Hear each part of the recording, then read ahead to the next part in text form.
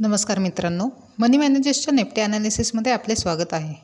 आज निफ्टी 23,583ला slightly gap up open झाली आणि साधारण 12:15 वाजेपर्यंत ती सप्लाय झोनमध्येच फिरत होती।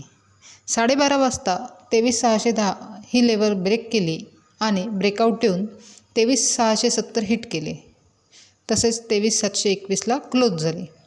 डेली टाईम फ्रेममध्ये बघितले तर निफ्टीने पॉझिटिव्ह ब्रेकआउट दिलेला आहे आणि 23,721ला क्लोज झाले आहे। ओव्हरऑल ट्रेंड पॉझिटिव्ह झालेला आहे। उद्यासाठी बघितले तर जो सप्लाय झोन होता तो आता सपोर्टचे काम करेल, म्हणजेच 23,620 ते 23,585 हा एक सपोर्ट असणार आहे। तसेच 23,670 ही एक महत्त्वाची लेवल असणार आहे।